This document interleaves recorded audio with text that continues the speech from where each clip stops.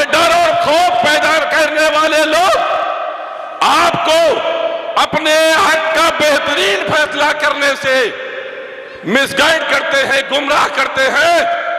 जरूरत इस बात की है कि आप इस बात को समझें कि दिल्ली की विधानसभा में आपकी नुमाइंदगी करने वाला कोई होना चाहिए। जब तक आपका नुमाइंदा दिल्ली की विधानसभा में नहीं होगा, आपके समाज के साथ जो भी जुल्म होगा उसकी आवाज उठाने वाला कोई नहीं होगा। हिंदुस्तान की तारीख में मुसलमानों ने कभी खुद अपनी क़यादत अपने हाथ से करने की कोशिश नहीं की, कभी यह कोशिश नहीं की हम अपनी क़यादत खुद करेंगे।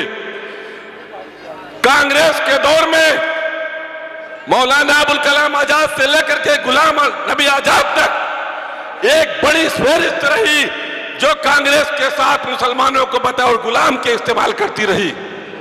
यही हाल कांग्रेस की सरकार जाने के बाद उत्तर प्रदेश में एक मुसलमानों की जमात रही जो उन सेकुलर पार्टियों की वकालत करती रही जो आपके वोटों की एक मुस्तलाली करते रहे और आपके पीठ पे खंजर भोंकते रहे।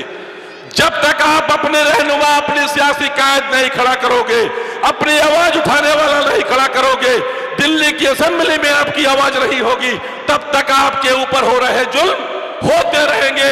चाहे अरविंद केजरीवाल आए, चाहे शीला दीक्षित आए, चाहे भाजपा आए, चाहे जो पार्टी आएगी, आपके मसले खत्म होने वाले नहीं हैं।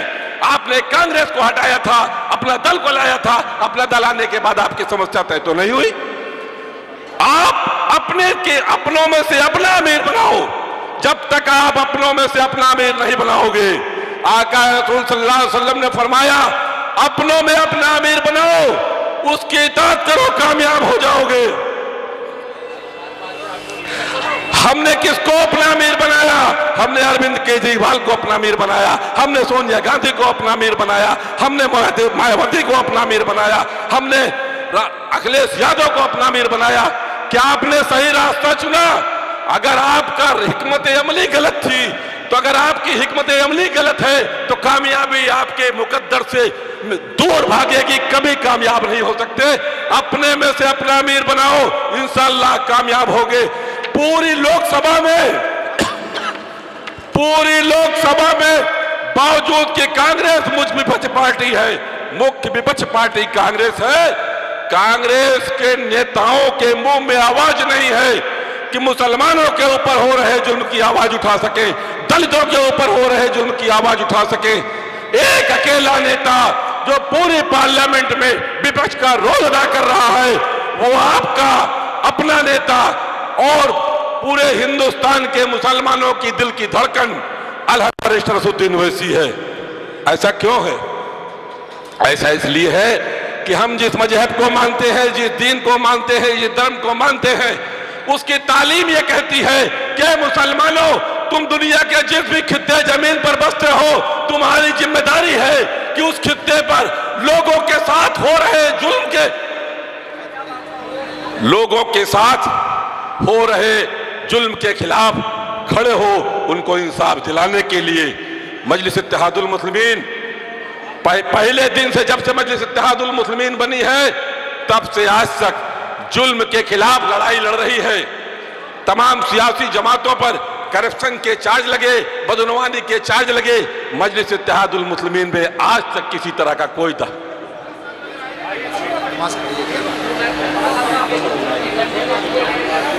कब खत्म होगी? 8-3 हो गए ना, 8 बजे जमा। दोस्तों, जमात का वक्त है इशा की नमाज के लिए।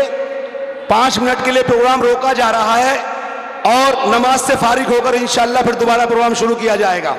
नमाज 8 बजे है ना? 8 बजे है ना या 8:15 पर है? हाँ, तो 8 बज गए हैं, नमाज पढ़े और नमाज के बाद इंशाअल्लाह इसी रफ्तार से प्रोग्राम आगे चलेगा। आपके मेहमान सब आ चुके हैं, नमाज पढ़ लीजिए। एक बार लिस्ट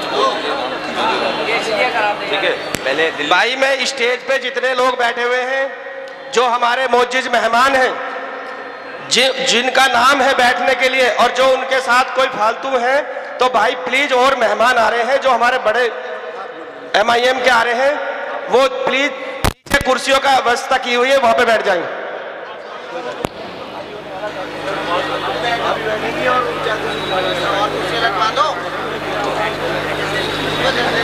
नहीं नहीं